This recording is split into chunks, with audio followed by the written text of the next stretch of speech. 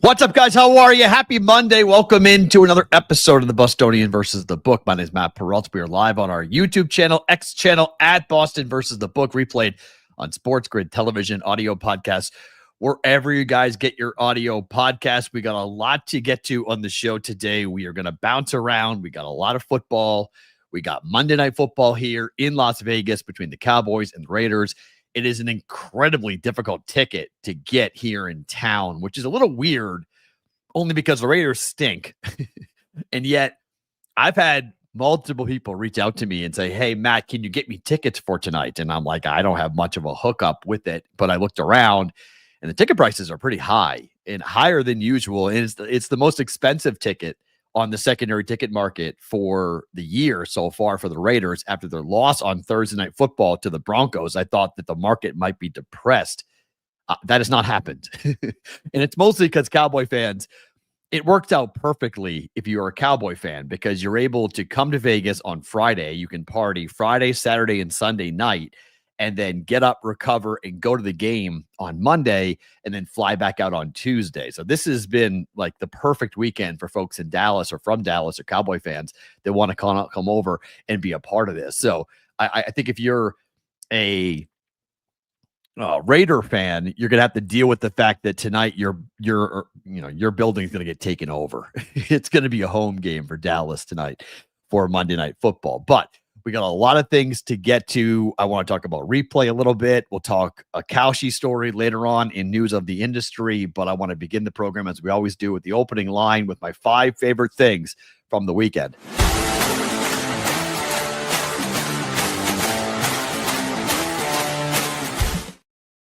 All right, 5 favorite things. Opening line presented by our friends at Huel. Have you guys gone and checked these folks out yet? They've been with us for a little bit now. Huel, human fuel, as what the name is. That's how they got the name Huel. Busy morning. I had one this morning running around, and this is perfect. You can go ahead and jump with a blended shake that it's a meal, 200 or 400 calorie options for the Black Edition protein. This is 400 grams of plant-based protein, 27 essential vitamins and minerals, no artificial sweeteners. It is gluten-free. It is vegan. It makes healthy eating simple. They also launched their pre-made and their green drinks in Target nationwide. I was in Target over the weekend, and I saw Huel on the shelves.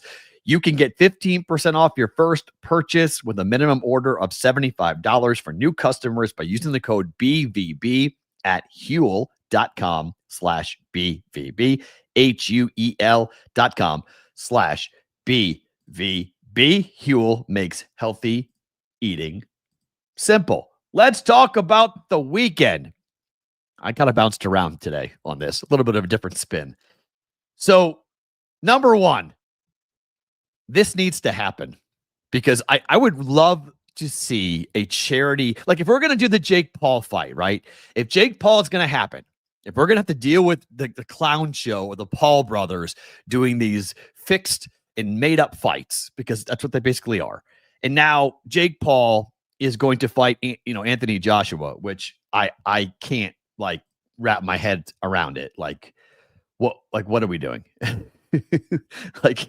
I mean, come on. Like we can't be serious about this stuff. Anthony Joshua, like how bad is your career, Anthony Joshua? How far have you fallen that you're going to fight Jake Paul. But fine, whatever. If we're going to deal with that, can we then have like a celebrity boxing fight? And can we put Sydney Sweeney on the card? Because she made this announcement end of last week into the weekend. This caught fire over the weekend. She trained for this movie that flopped. Okay, this movie about Christy Martin that nobody went and saw. This movie is a complete disaster. I'll watch it when it comes out on streaming services because I've heard it's a pretty good movie. I'm interested in it. She put on 35 pounds of muscle for the fight, for the role rather, to play the fighter. So I think it could be cool to, I mean, it's a movie up my alley, right? In the middle of filming, I was like, I love this, talking about boxing. This isn't as hypothetical as you think it is. I totally do a charity bout. That'd be so sick. You'd have to wait. You'll have to wait. I'm serious. Stay tuned, and you'll see. I have some names that we can throw out that we can't throw out yet that she wants to fight. I'm in. I'm in. Sydney Sweeney in a charity boxing match. Let's see it. In fact, I'd love to see like multitudes of Hollywood people get it in the ring and fight. Like, violence is violence. We all like violence. So why not have, celebrities out there trying to crack each other? It's the best way of solving a beef that we never really do anymore. I wish that we did. Like, if people talk trash on the internet, like if you run your mouth at somebody and really like get after it and you're really mad at that person, the best thing to do is to put on boxing gloves. Train for the fight, train for a couple of months, learn the basics. It's just throwing hands. It's not like, a mixed martial arts fight is a totally different situation. Like, the amount of damage you can give to somebody in a mixed martial arts fight when one person knows what they're doing and the other doesn't is obscene. It's very dangerous. But just putting on gloves and just throwing hands, now, one, it's the best workout of your life. You think it's easy. It is impossible. To go 3 rounds, 3-minute rounds. Everyone's like, no, it's not easy at all. It's actually really, really hard to be in that level of shape to do it well. So if Sydney Sweeney wants to get into a ring and box, I will be buying, I will be watching, I will be all about it. But let's see who she fights, and let's see how many other people in Hollywood get into it. Do a whole celebrity boxing fight, like a whole thing. Not like with like D-listers like they did before. Look, Rough and Rowdy for Barstool does really well. Why? Because people like watching violence. You put celebrities in a ring together, I'm in. Let's go. Sydney Sweeney wants to box, I'm in. Speaking of fighting, Islam Makhachev. Oh my. That wasn't a fight. That was a mauling. Look, Jack Della Milladena, or JDM as they're now referring to him, because it's easier of saying it, because even the broadcast guys had a hard time saying it. I have a hard time saying it. But Islam Makhachev was dominant, like absolutely dominant. The Dagestani way in the UFC is so perfect. It is mixed martial arts. If you are a wrestler and or grappler and you can maul people, I don't want to say you're unbeatable, but you're close to being unbeatable. Like your style, your domination in the sport is almost a given if you're an elite grappler and an elite wrestler in the Dagestani style. They don't create exciting finishes, however. And that's part of the problem. It was Khabib's problem. It's now going to be Makhachev's problem as they rise in popularity, as they get more and more attention. In America, the most popular UFC fighters, the most popular boxers are the ones that can end a fight before the cards. And as you see this attention build around Makhachev, who now has moved up from lightweight, now into welterweight, he's a two division champ, 155. He's never going to make that again. So now he's at 170. And so that is a guy who I think people will now go, all right, we want to see dominant performances, but we don't just want to watch you lay on top of a guy and control him. We want damage. We want you to rain down elbows. We want you to go for submission attempts. I heard on the broadcast, and I'm not sure if this is even true. I didn't check this afterwards, but I don't think that Makhachev was even credited with a submission attempt after 5 rounds of mauling JDM on the ground. But he never was actually officially credited with a attempt to end the fight. And that, I think, is the biggest problem with this style. And if this becomes the dominant style, it probably should be if you can learn how to do it. If you know the sport, and I'm not saying I'm an expert, but I've watched enough UFC to understand and watch the dominance and appreciate the expertise that Makhachev brings to the octagon. It's just not exciting. And so Jack is getting a lot of heat from his peers and or people in the MMA community about the fight being boring. Well, it's also because that fight should have ended in the second round. Like, that fight never should have gone 5 rounds. That should have been over fast. And when it's not over quickly and it's late, it's an East Coast crowd, East Coast card. It's late. It's 5 rounds. It's 25 minutes of the exact same thing over and over again, where you start on the feet, there's 1 or 2 exchanges, and then we're right back to the mat. And then Makhachev doesn't go for the finish. He just controls JDM and ragdolls him and does whatever he wants to him except end the fight. That, I think, is a little bit on Makhachev as much as it is on JDM. So as he goes, if you want to be a huge star in the UFC, and I've told the story before when I was training one late Saturday night for one of Makhachev's fights. He was in the middle of his weight cut and he was at my gym. And so, like, I'm running on the treadmill and then I look to my left and it's Habib. I look to my right and it's Makhachev, and I'm like, whoa, this is a weird place to be. And so, like, I like following this guy's career. I've been around them. I've seen them. I've interviewed. No, I never interviewed Habib. No, that's not true. I've been at press conferences with Habib. I've never interviewed him one-on-one.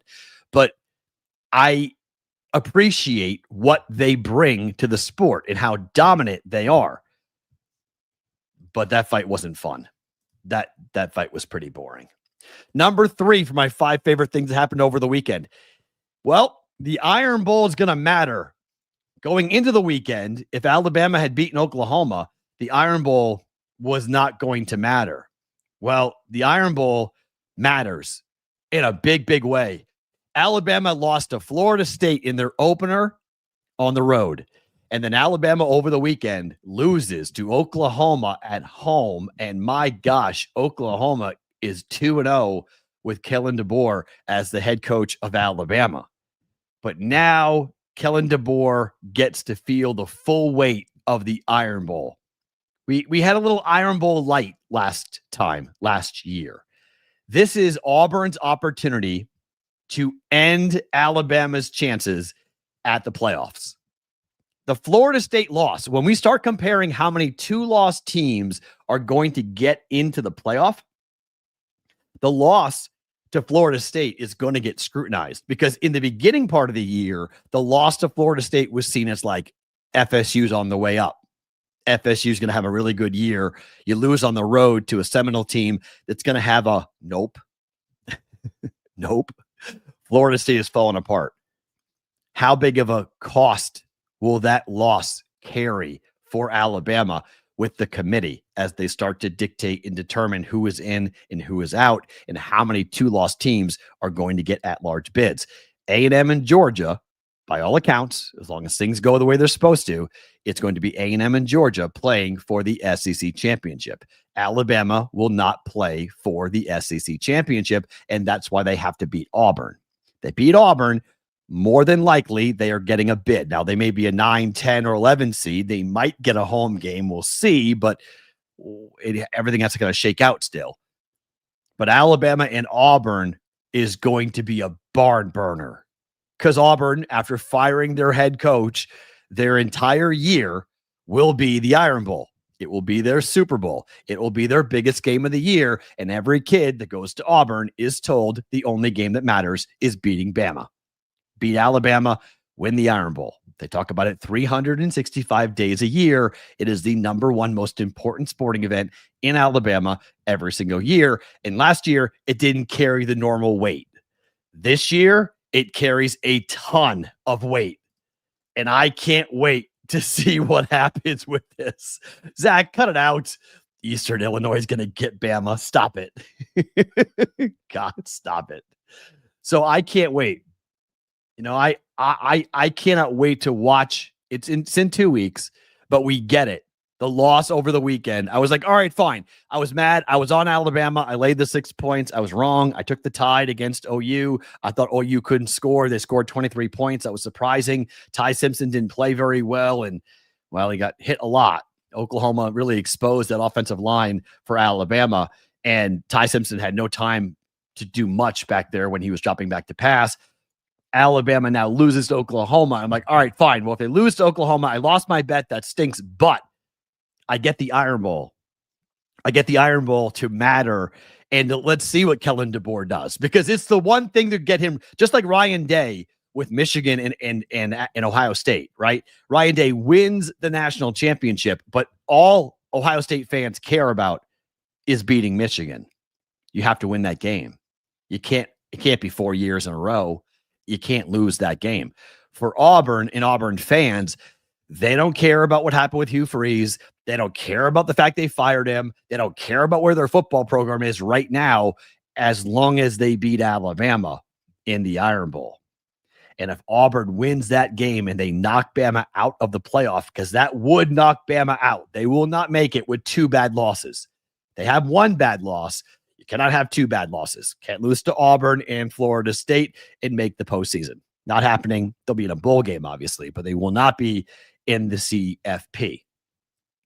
That's all Auburn cares about. And we get that now. We get that. See?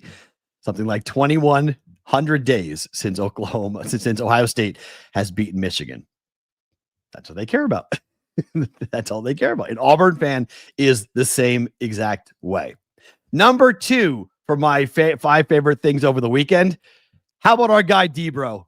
He called it back in August. I think the Broncos are a superpower that's going to emerge this year. I think it's that easy, man. Like, you look at this team, and from so many different angles, they are ready for liftoff. Like last year, the O-line, the run defense, and pass coverage all had top 10 grades per PFF. They have a middle-of-the-road schedule, and then you team all of this with KC faces, and you know how I am about schedule analysis. Yep. Like, take it with a grain of salt. There's a little bit of merit, not a ton. Once we get into, like, the regular season, and injuries and singular contests and matchups all play a bigger factor than our 100-foot view right now. But just to note, KC plays the 6th hardest schedule versus Sharp Sports right now, or Sharp Football. Yep. So, like, looking at that, Denver has a really stacked roster. Like, dude, they're going to field one of the best freaking defenses in the NFL, one of the best coverage units. Getting Jahdae Barron in the draft was fantastic. So not only that, you got Bo Nix entering his 2nd season. They added more skilled players around him, other young guys as well that can allow more of an explosive element, whether in their 2nd years or rookie seasons, to this offense. I mean, Denver, dude, I think this is a lock team to win like at least 12 to 13 games. 9-2. Congratulations. Hell of a call. Hell of a call. They're going to win at minimum 11, most likely 12. And if they don't win the West, that would be stunning as to what exactly is going on. Yes, we have a soundboard now, boys and girls. Yes, we do. This is there are new tricks that they have given me now that we can do. And yes, there is definitely an opportunity to do some different things with our applause. We've got this. We've got that. We've got that. So we got some sound effects that we're going to be able to play around with here going on, but I like the applause. We'll use the applause for more often. And when somebody says something that I like, we'll use the applause more often than not. So, oh, that's a good point. Oh, we need to add the touchdown. Did I delete that? Yeah, I deleted it. Yeah. Okay. We'll do that. I haven't figured out how to add to be. Oh, there we go. No, I can add. I can do that. Wow. Okay. I just realized that I am actually able to do that. I can add it. I can add sound to myself. So yeah. So there is a soundboard now. So I have a soundboard. So look out. How about this episode of the Bostonian versus the Book was recorded from a live studio audience? Yes, you guys are a live studio. I wanted a soundboard for life. Yeah. So I have a soundboard now. We'll do that. Debro picking the Broncos. I bet over 9.5. So we're good. They have 9 wins. Broncos are cashing that. So we got that. But the Chiefs to miss the playoffs. You know, I said this last night on Twitter, and the amount of KC butt clenching was awesome, because Chief fan, whether you want to admit it or not, you are nervous that your team is going to miss the postseason. They're 5-5. They're 5-5.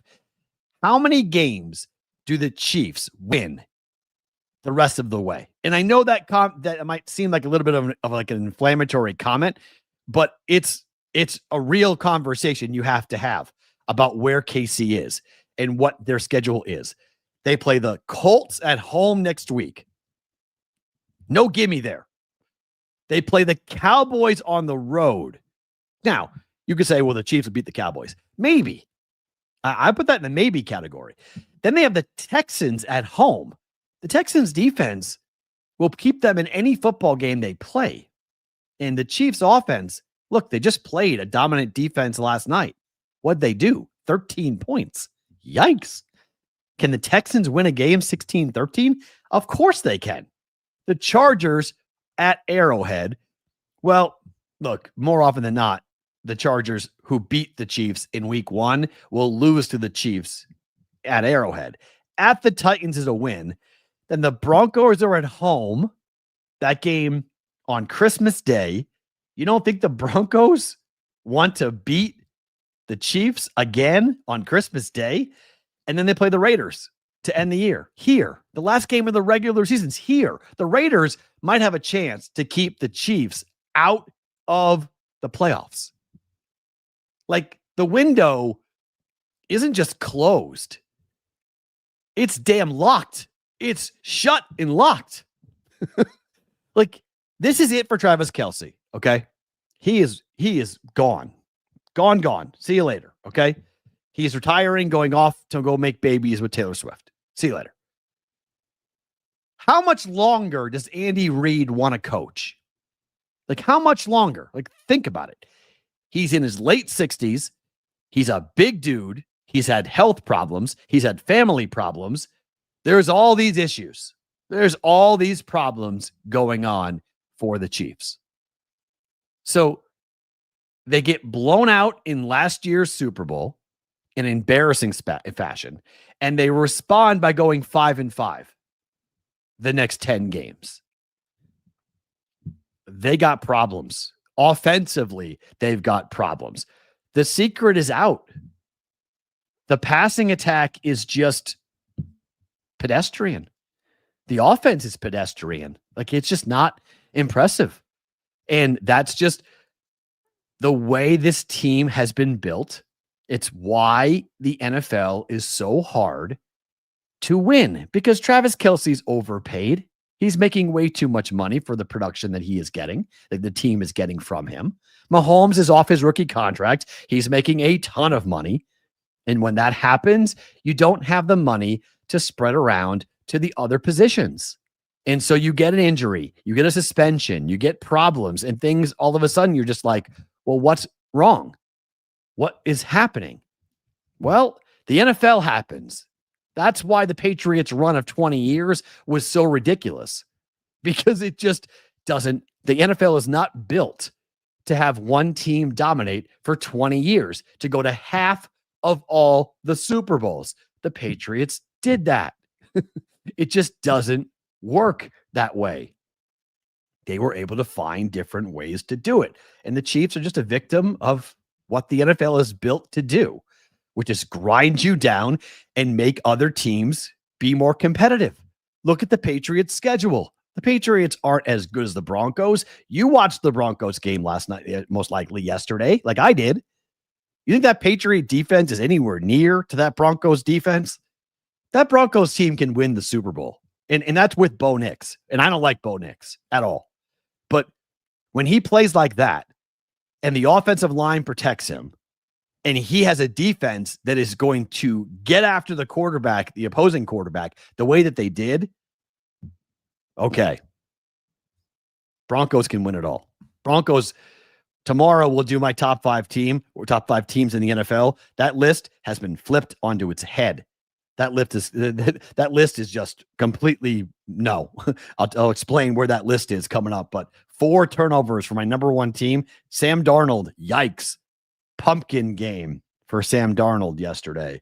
We'll talk about more about that here in a second. But finally, my number 1 favorite thing from the weekend. Sports are crazy. Like, there are things that happen every day in the sports world that do not make a lick of sense. And something happened yesterday that nobody really was talking about nationally. And it's a local story here in Vegas, but it's a story that I think everyone should know about. The UNLV Running Rebels lost to UT Martin, a bye game. They then beat Chattanooga, and then they lost a bye game to Montana. You lose to UT Martin at home and Montana at home. And the first road game that you have under your new head coach in Josh Pastner is taking you to the American to play Memphis, a team that was picked by some to win the conference. And what did UNLV do on Sunday? They went and they won a game. Not just a game, but they won the game going away. They won the game in blowout fashion. 92-78. You have to explain to me how this happened. Like, how does UNLV lose to Montana at home and UT Martin at home, and then they go on the road for the first time all year? It's on national TV. It's a nationally televised game. And Josh Pastner goes back to the place where he coached the Memphis Tigers to 3 NCAA tournaments. The place where really he built, one of the stops. Georgia Tech was another, but he built like his name, where Josh Pastner became somebody in college basketball. And his first road game of the year, he goes on the road and wins in dominant fashion. Sports are just weird. Gambling is just bizarre. It really is. I mean, if you had told me, Matt, I'll give you even money, Memphis money line against UNLV, I would have dumped all in on it. I would have gone, oh, yeah, that game is going to get completely and totally away from UNLV. That game's going to get ugly. That's a blowout waiting to happen. And Josh Pastner and UNLV goes on the road on national TV, and they get a double-digit win over Memphis. I don't know. It's just a crazy situation. Brian, I agree. Everyone's new. It's college basketball. Do you see how many new players are on UNLV's roster? Everyone's in the same boat. This is not an excuse. You can't make this excuse. Oh, well, they aren't the same. They still were picked to be one of the top teams in the American based on talent. Okay. So, like, everyone's got new faces. This is the college basketball world of just, very difficult to predict who's going to do what. But it is the same team that lost to Montana and UT Martin, then went to Memphis and beat Memphis 92-78. Sports are weird. Sports are really, really strange. Let's continue talking about the weekend. A lot of things happened overnight.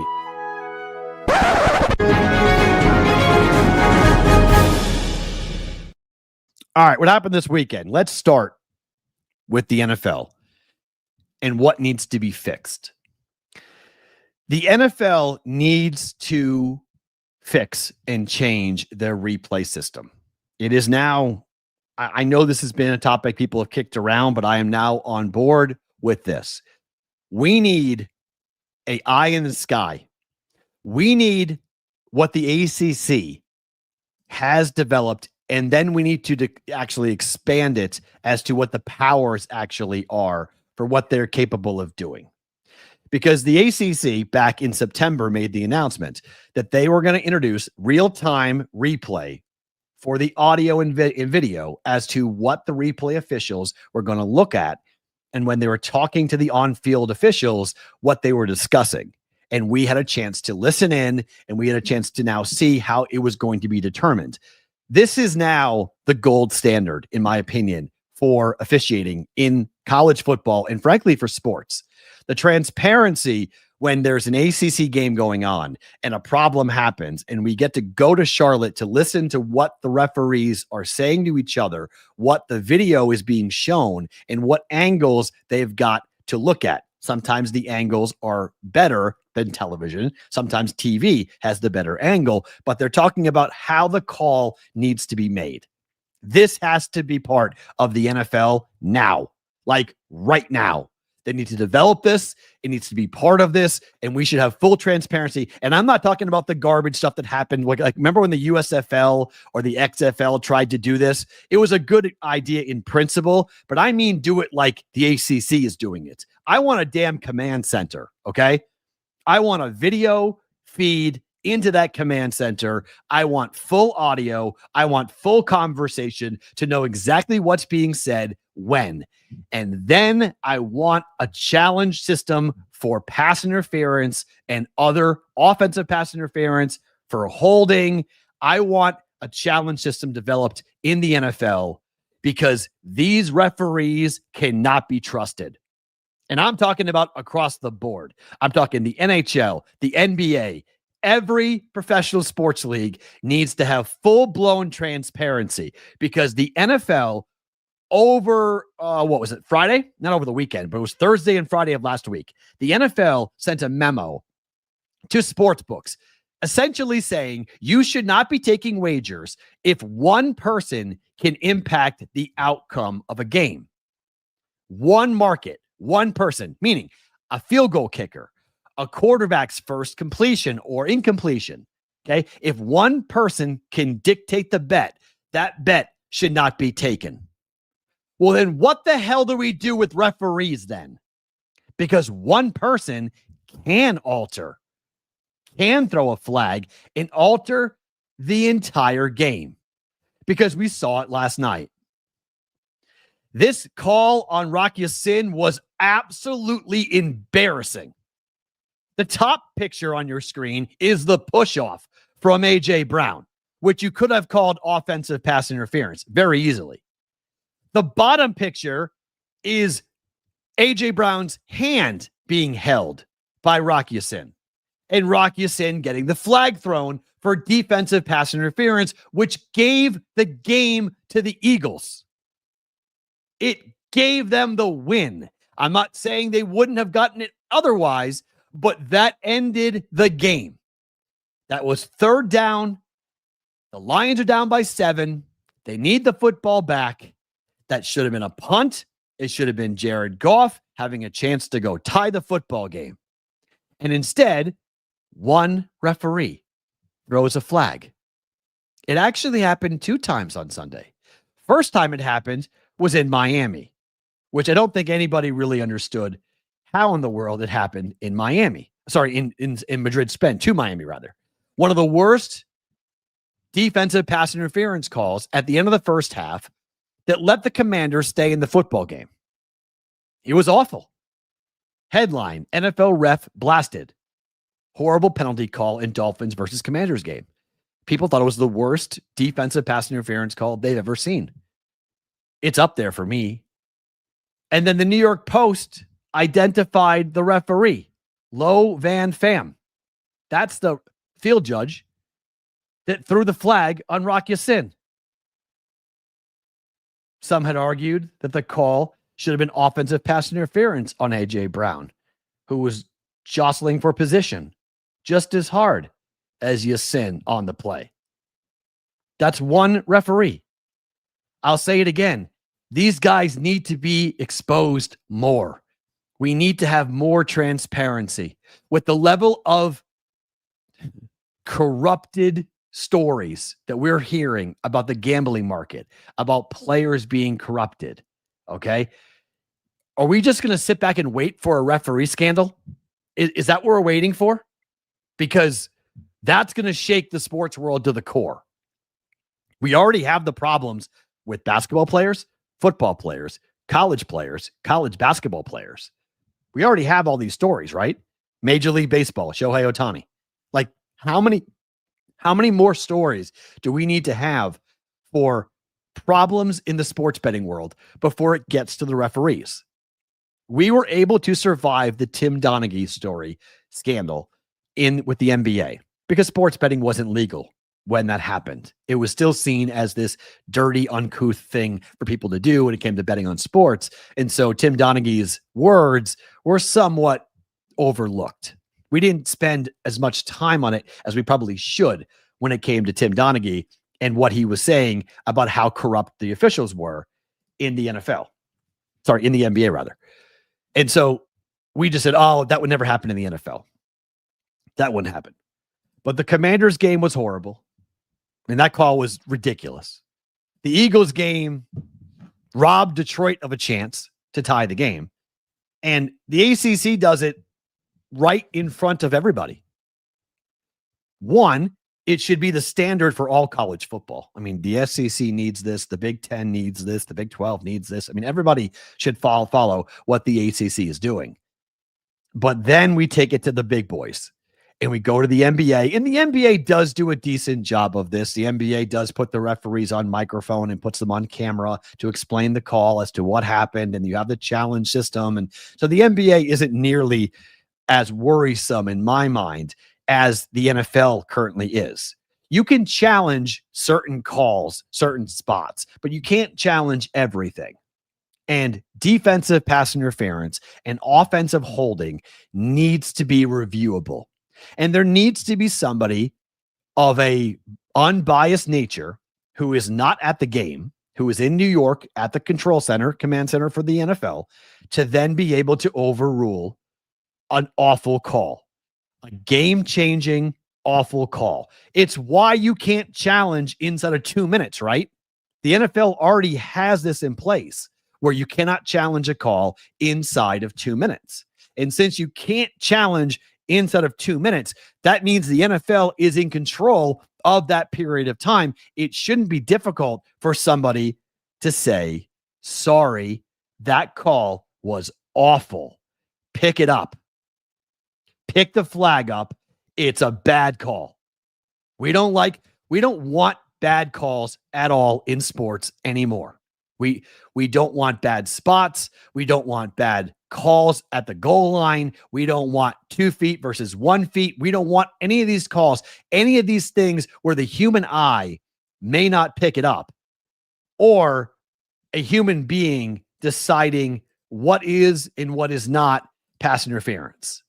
Because on the top, that's offensive pass interference, which was not called. And the bottom is defensive pass interference, letter of the law, and it gets called. And you alter the game because one person decides to make a call that can say, oh, by letter of the law, technically, if you're holding someone's hand and that player is then prevented from catching the football, that is defensive pass interference. Someone needs to override that. Someone needs to override the call in Madrid between the Dolphins and the Commanders. It got them off their goal line. It kept them in the football game. Dolphins still won the game, so people aren't talking about that call because ultimately the Dolphins won the game. But it still was an awful call that needs to be called out. This is a problem. This is a big problem. The NFL was so big about integrity, right? Integrity of the game, integrity of the game.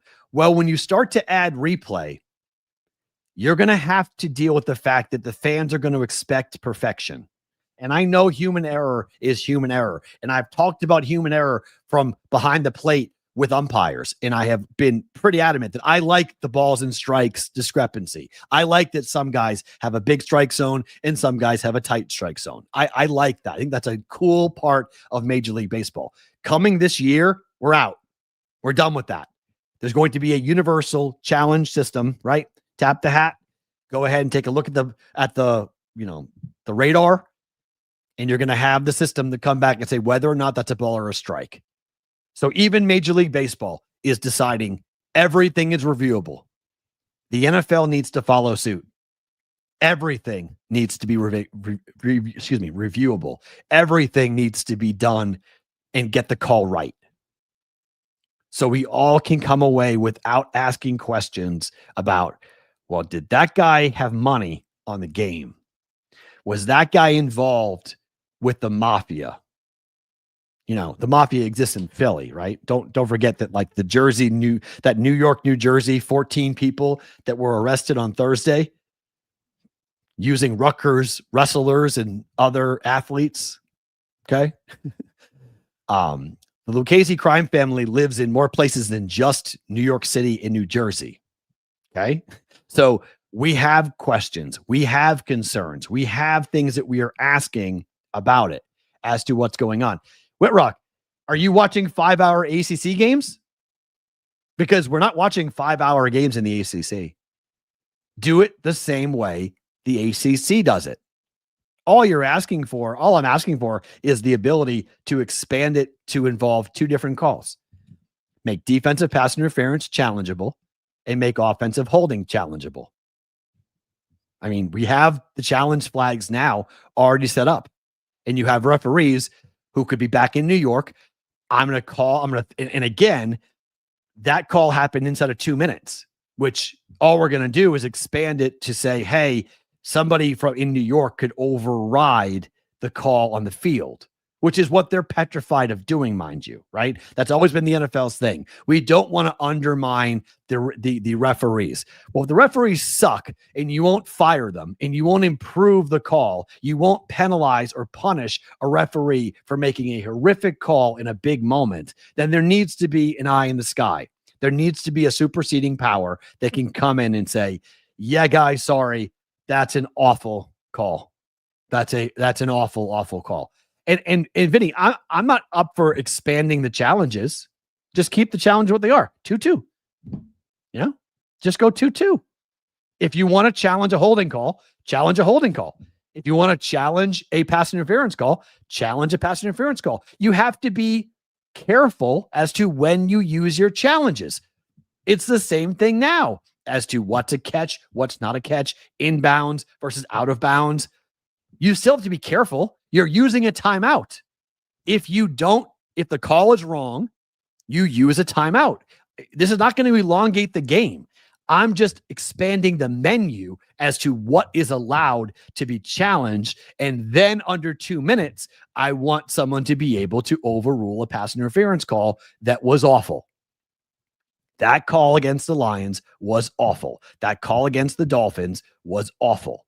And inside of 2 minutes for either half, you've got that window in which the eye in the sky will dictate everything and be able to override calls on the field. Not all the time, but just during those 2 minutes. And then I want holding for offensive linemen, and I want defensive pass interference challengeable because it's too much now. Yeah, it's just too much now. There's too many questions, too many things flying around that I need complete and total transparency. It's the only way we all exist going forward. It's the only way that we're able to survive the infancy of sports gambling, because we are still in the infancy of sports gambling. Don't get it twisted. We are nowhere near full maturity in America for sports betting. Nowhere near it. Said this before, I'll say it again. More than half of the U.S. population is currently living in states without legalized sports gambling. Okay. There are a lot more customers out there in the legalized sports betting market that have not been given access. And they will at some point in the near future. They will. So why not get it set up in place for when we do have a fully mature sports betting marketplace? There are no questions. There are no concerns. There's no whispers about, well, that one guy, that one call, that one person.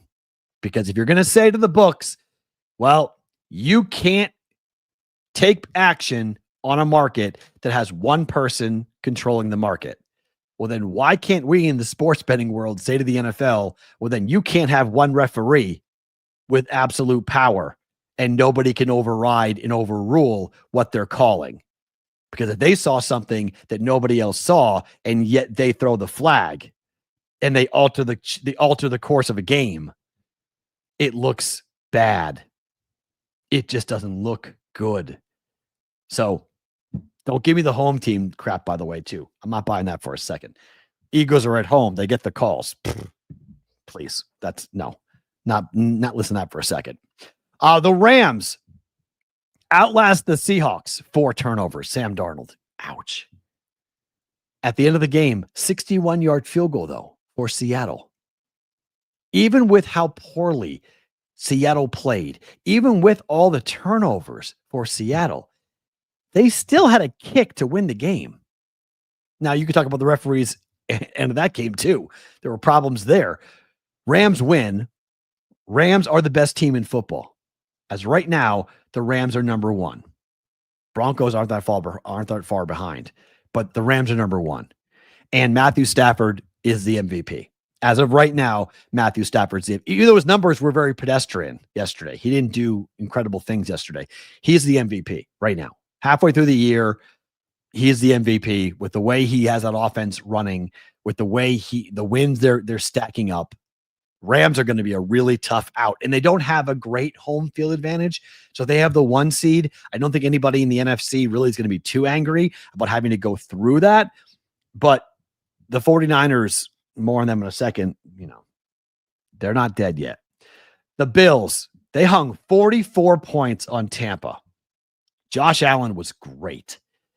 Dominant. Baker, I thought, played pretty well, but that last touchdown that was scored, that was brutal. Like that caused my teaser to push. That was the cover, right? It was, 5.5 or 6. They were up by 6.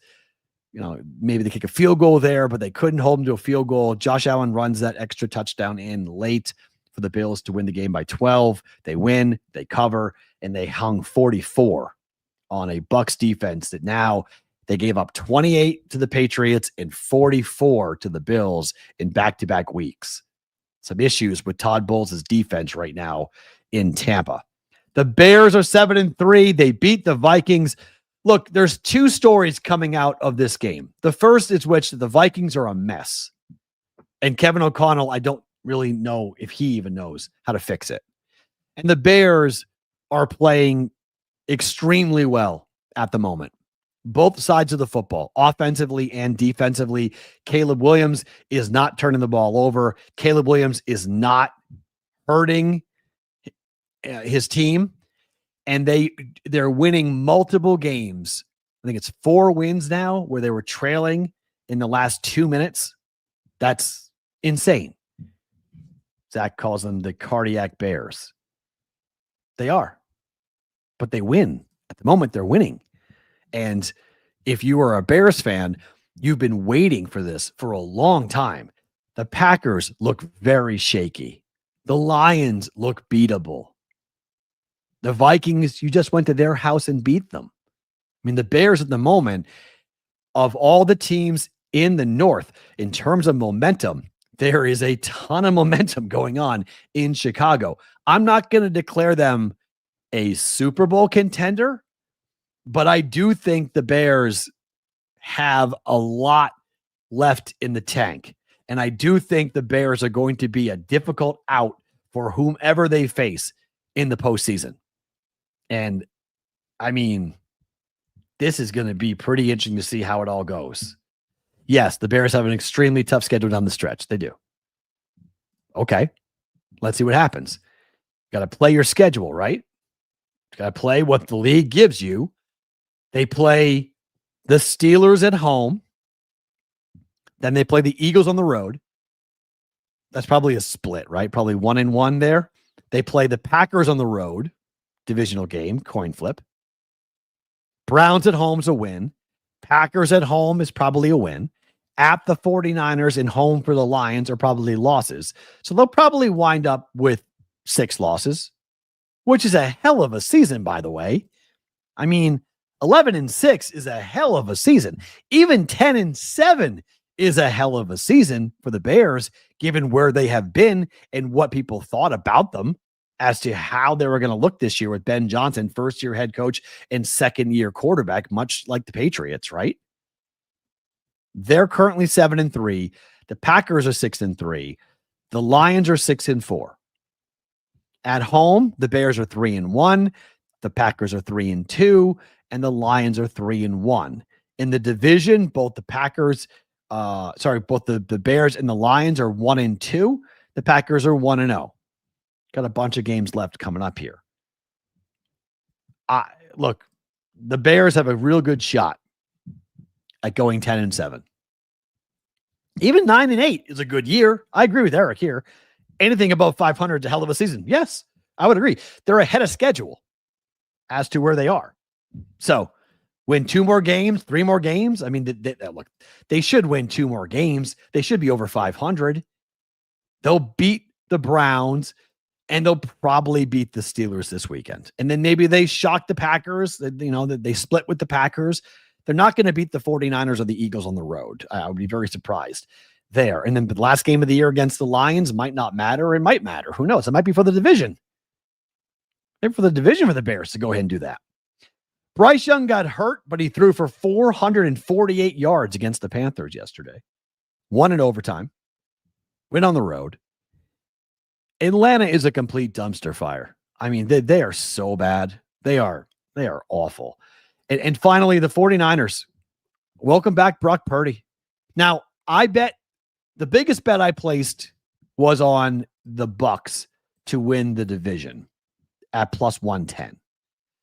It was not big, but the other bet I made was taking the Niners to win the West. The Rams are 8-2. Seattle is 7-3, and the Niners are 7-4. But with Brock Purdy back, the Niners are going to have to get red hot, and they could. They play the Panthers at home next week. That's a win. They play the Browns on the road. That's a win. They play the Titans at home. That's a win. Now they sit at 10-4 with the Colts on the road, the Bears at home, and they end the year against the Seahawks.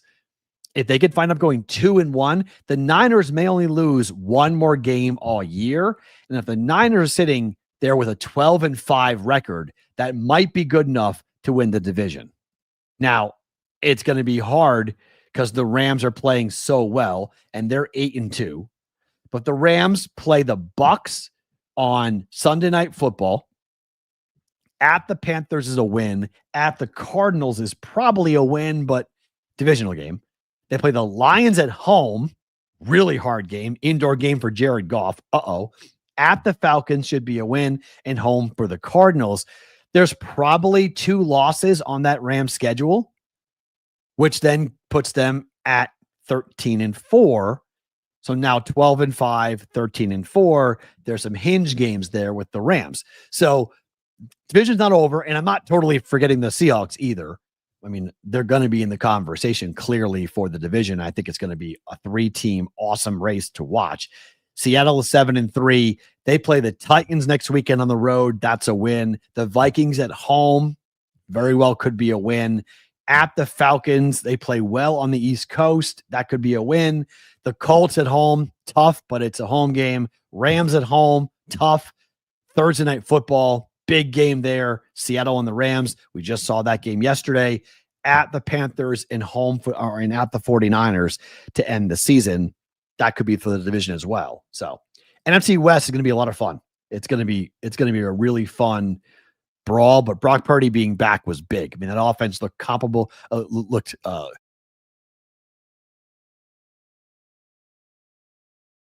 Purdy established himself as, I am the starting quarterback of the 49ers. This is my job. This is my team. And after the game, he did say his toe felt good. So they held him out for a long time to make sure that it was not going to be like a start and then a stop. Like once Brock Purdy came back, Brock was going to be healthy for the rest of the year. Looks like that's the case here for the 49ers, and we'll see how they go from here. But they should go on a bit of a tear. Niners should win the next 3 games coming up on their schedule. It'd be surprising if they were not pretty big favorites in every one of those games. Let's make some bets for tonight.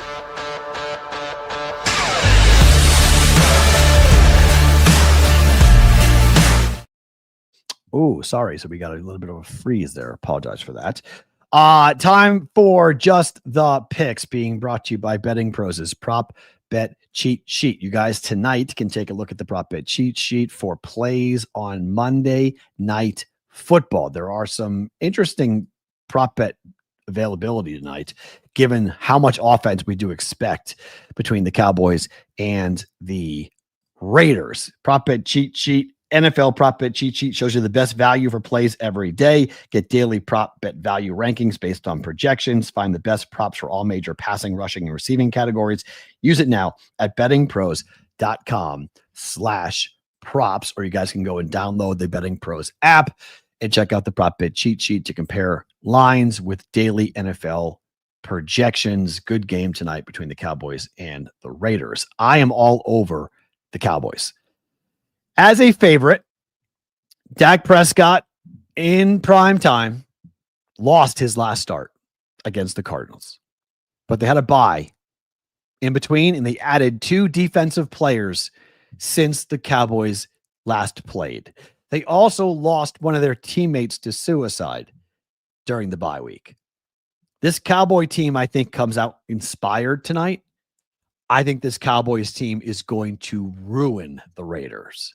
I have been wrong before, but this is a bad spot for the Raiders. They had the mini bye last week. I don't think that matters because it's Geno Smith in primetime, who's 4-14. Flip that. 4-14 straight up in primetime games. This number has gone up to 3.5 at certain books. It went down to 3 last night when I took it. I have also bet the alt spread of -6 at +150 in this game. I have also bet the Dallas Cowboys team total over 26.5 in this game. If I'm wrong, I'm going down hard and I'm going to flame out here on the way out on this because I cannot see. And the professionals are betting the Raiders. They are betting the Raiders. I don't understand. You can tell me that there's prop bets you like for the Raiders, and there are some for me too. But I cannot wrap my head around the idea that the Raiders, with that offense, with that defense, will be able to slow down this Dallas Cowboys offense off a bye after losing one of their players, one of their teammates, and picking up 2 defensive players, one of which is an all-pro run-stopping defensive lineman. That's been the Cowboys' problem. They can't stop the run. Now, with Quentin Williams, they should be able to at least slow down the run. They have a linebacker coming in as well to help slowing down Ashton Jeanty. Jeanty will have a good game today. And I think Geno Smith will probably have a good game throwing the football because I think they're going to be down most of the game. So it's going to be a lot of Geno drop back, which you know what that means, right? More on that here in just 1 second. But if you want a hockey bet tonight, Florida, Vancouver over. Vancouver's on a run right now for overs. It's ridiculous. I know it's Bobrovsky and I know it's Florida at home, but Vancouver's 9-1 to the over their last 10 games, 4-1 to the over their last 5 road games. Vancouver just plays wide open hockey games at the moment, and Florida, I think, will oblige. I think you'll probably see a 4-2 final at worst, so you get a push potential out of this, but 5-2, 5-3, somewhere in that range. Florida, Vancouver tonight in hockey to go over if you want a hockey play coming up here for tonight. There is a prop bet I'll give you.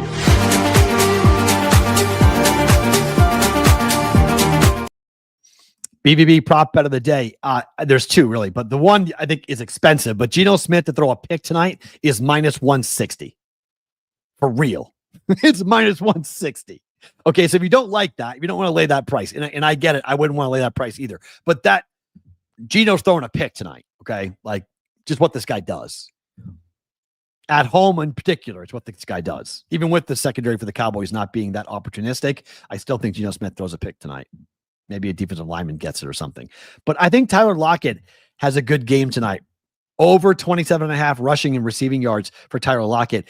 In the game in Denver, he had 44 yards receiving And you saw him start to gain some chemistry with his former teammate in Seattle in Geno Smith. He's starting to learn the offense. Geno's starting to look for him. I think tonight, a lot of passing yards, a lot of passing attempts for Geno Smith. I think Tyler Lockett is a guy you can look to here as sort of a secondary or third option.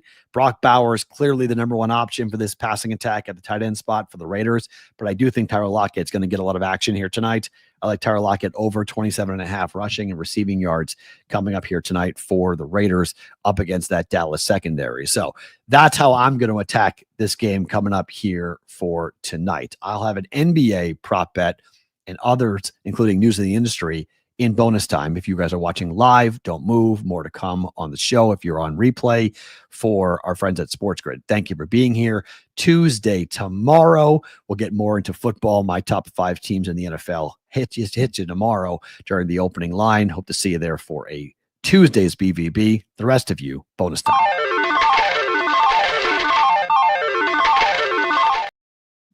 I do like one NBA player prop tonight if you guys want to get involved with that. Oh, that's interesting. Lockett first to 20 yards receiving. Parlay the Geno pick with the gift in Carolina Boston. Don't mind that. But Carolina Boston played 2-1 in their last game though, Addison, right? I looked at that last night. I was like, the Bruins first period overs have been good bets. The Bruin game overs, but they went 3-2. I mean, the Bruins game was against Montreal, was 3-2 going into the third period. It ended 3-2. That pissed me off. I was on the over in that game on Saturday. I got crushed on Saturday. And I had the over in the Maple Leafs game, had the over in the Bruins game. Both those games fell 3-2, which pissed me off on that. My UFC bet that I made didn't hit. I mean, how Bo Nickel with a head kick? Bo Nickel with a head kick. Where the hell did that come from? I was like plus 1,600 on that. So tough. Bowers over reception is the first place I look. Yeah, it's not horrible. Geno's going to throw the ball a lot tonight. They're going to be trailing. So they're going to have to pass tonight. So I don't mind that for that. But if you want an NBA play, Tyrese Maxey under 41.5 points, rebounds, and assists for the Clippers. They are on a back-to-back, but Tyrese Maxey has gone under this number in his last 2 games against Detroit and against Boston. 41.5 is a pretty big number. He had 41 in his last game. He had 35 in the game against Boston. I bet that in the game against Boston, under points, rebounds, and assists, under 41.5. Let's kind of bet the streak here for Tyrese Maxey for Philadelphia, under 41.5 points, rebounds, and assists. The rebound number for against Detroit was 7. We don't want that tonight. We don't want 7. But he had 31, 7, and 3 against Detroit. He had 21, 5, and 9 against the Celtics. So he wound up with 30 points and assists, but he wound up with 26 points and rebounds. You can attack points and rebounds if you want to avoid the assist potential for Tyrese Maxey and just go with points and rebounds. That number is set at 35.5. It's not awful for that. It's down. It's down to 33.5 now. Okay. So they're betting the under on that. 33.5. That did go over against Detroit. It was under against the Celtics. So careful on that. But 41.5 is a big number for Tyrese Maxey, points, rebounds, and assists against the Clippers tonight. So we're going with Tyrese Maxey for an NBA play tonight. If you want to jump in with that. Sixers have won 8 games in a row to Juice. Yes, they've been very good, which is blowouts aren't bad. Blowouts are bad for overs. Blowouts are good for unders because potential there. Watch the Raiders win. I mean, Santana, the pros are betting it like they think it's going to happen. Okay. But again, I've been high on the Cowboys all year. I've been pretty good with my Raider bets this year. I've had a pretty good feel for what the Raiders team has looked like. And again, I was on them last week with the Broncos taking the points. These are, you could say, well, Matt, all the money, all the bets, everyone's on the Cowboys. Yeah, they are. Sometimes the books just have to take it, and the pros are wrong, and it keeps the number down. The number is going up. Okay, it's 3.5. We'll see what it closes at, but I got 3. And I bet the alt -6 too at plus 150. I just think I'm going to have a real hard time. Tomorrow, I will come here and I will serve myself a big plate of crow if I am wrong, and I will apologize to every Raider fan if the Raiders win that game. But I can't see it. I can't see George Pickens being held down. I can't see CeeDee Lamb being held down. I can't see Dak Prescott losing back-to-back games in primetime after being 13-0 as a favorite in primetime. I can't see him losing back-to-back games and going 13-2 with Geno Smith and the Raiders being the team to do it. I love Max Crosby. He's a game wrecker, but that defense for the Raiders is not good. Secondary is not good. I like Dallas by 10 plus tonight. Again, I've been dead wrong before, and I'll be dead wrong again. But if I'm wrong, I'm wrong. But I just can't see it. News of the industry.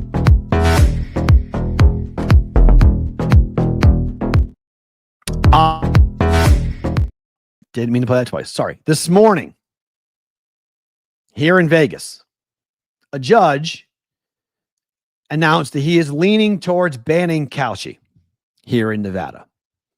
This has already been done to crypto.com. And so I had thought that meant all prediction markets to have been banned in Nevada. Nope.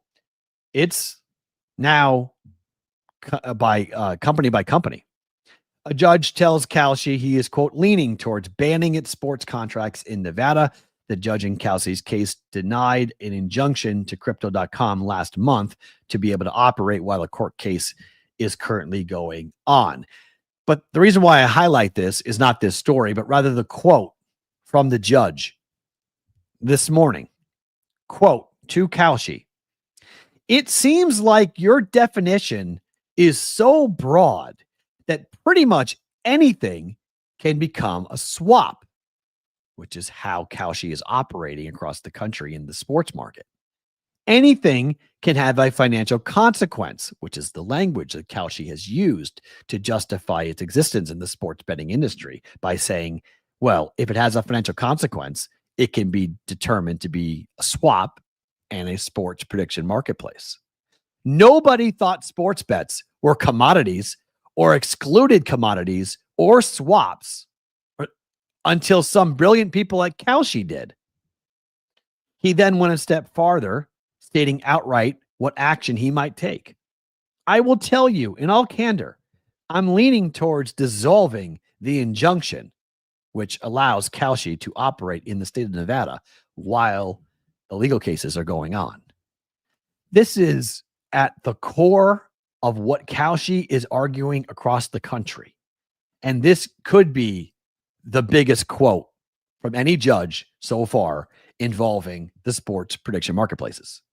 If a judge is going to come out and say, you guys are so broad with your arguments that anything falls under your jurisdiction, that is not what the law is going to allow. The law is not going to allow anything and everything to be considered a sport prediction marketplace or eligible for a swap.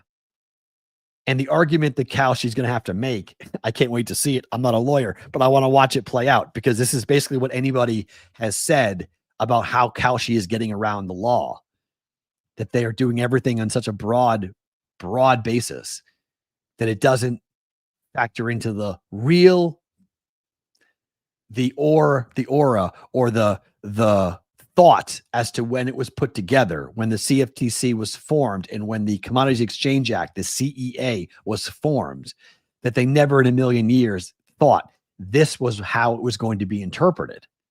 And so it's up to the judges to determine what is. But this could be a monumental turning point in this case involving Kalshi and the rest of the country. So I can't wait to see this. It's interesting. His way of saying, where's the bag and how big is it? I don't know. I don't know if I agree with that there is somebody is pining for something. I don't know if I agree with that point, that Kalshi is, or someone is trying to get the bag, get them paid. Yeah, it's gambling. Agreed, Joe Myers. Yes. Walks like a duck and talks like a duck. It's not an effing goose. Yes, I would agree. I totally agree. But this is the first court case where we have seen a judge who is saying publicly what people on the other side of the sport prediction marketplaces have said. And again, DraftKings and FanDuel have both gone so heavily into the sports prediction marketplace. Now everyone's just assuming that the wind is blowing in that direction where we're going to have legalized sports betting, because Missouri goes legal in less than 2 weeks. And people are saying, well, Missouri's already had sports betting because Kalshi has operated in Missouri for a long time. That's very confusing to the public. It's very confusing to any new gamblers that may be wanting to try out sports betting because it's legal in their state now. And someone says, well, you can do that or you can do Kalshi. Well, what's the difference? Well, one's a sports prediction marketplace and one's a sports book. What's the difference? People have a real hard time understanding the difference, right? Am I putting my money down? Yes. Am I saying what's going to happen? Yes. Do I get paid out afterwards? Yes. One, you're buying something. The other is you're betting something. Okay. Do I care? The average person really doesn't. So that's the thing. By the way, Addison, how about this? You were part of my conversation over the weekend. The voice, the PA voice of the Las Vegas F1 race will be on this show on Friday. We will give you an F1 moment. It's really funny. So my brother, who lived in Austin for a while, my brother meets this guy named Jonathan Green. Jonathan Green is the former co-host of Speed City. I think he still works for them at times. But Speed City is a podcast based in Austin about F1. Jonathan Massengale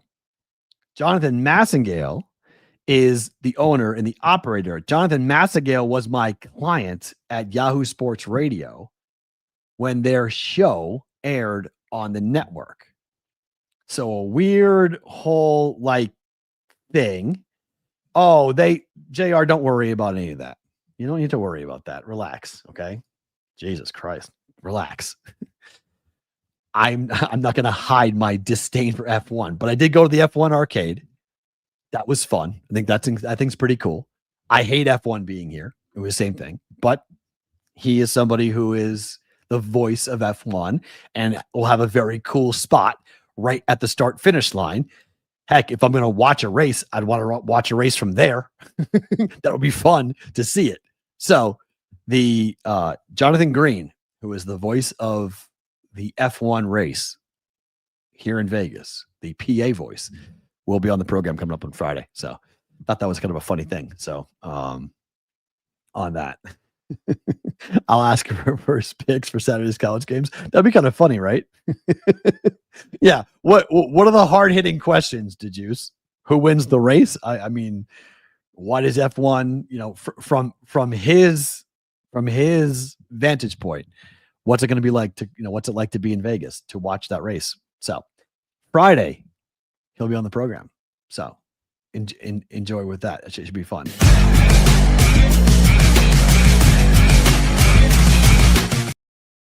Favorite thing about today? Well, look, as a Patriot fan, as a resident Chief hater, how could it not be 5-5 Kansas City?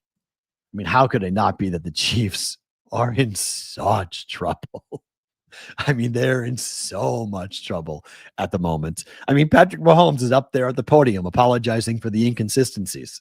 I mean, you got the stud. Tony Romo was so bad. I mean, Jim Nantz was almost crying. I thought Jim Nantz might start crying on the broadcast, having to call that pass in the fourth quarter by Bo Nix. I mean, I really thought he might have to wipe away tears watching the Chiefs lose. It was unbelievable. Tony Romo, I mean, Mahomes is great, but this idea that only Patrick Mahomes can do the things that Patrick Mahomes is doing is stupid. There's 10 quarterbacks in the NFL that can scramble that can roll right, can roll left, that can throw against their body, that can throw no-look passes, that have incredibly strong arms. Like Mahomes does really impressive things probably once or twice a season where you're like, oh my God, that's incredible that he even tried to do it. I mean, Josh Allen tried to throw a pass like Mahomes. It got picked off, but other quarterbacks attempt to do ridiculous things. Sometimes it works, sometimes it doesn't. But Romo keeps on saying, only Patrick Mahomes. Oh my gosh, only Patrick Mahomes could do these things. It's like, what are we doing? Like, what are we doing? Like, Romo, like, just stop. I know the idea is to sell the Chiefs to the country, okay? It's proven the Chiefs were needed to get the NFL out of the Colin Kaepernick knee scandal. They needed something for the public to focus on. So it became Kansas City. It became Patrick Mahomes. It became their run. And so we were forced to deal with all of that because it was good for business. And thus they got every call. The referees gave them every break went their way. And now it's going to go the other way because there's other people in the NFL that are getting shine and getting attention and getting the NFL's, dollar. There's other teams. So like, I can't wait to see what the NFL does, what the pivot is in the coming years.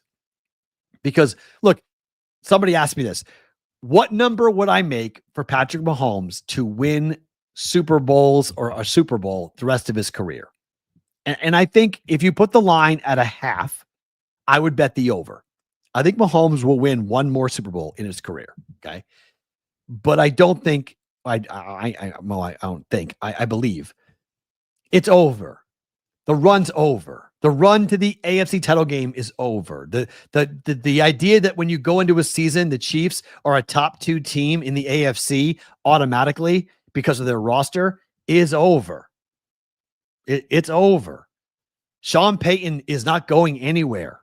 Sean Payton is a Hall of Fame head coach.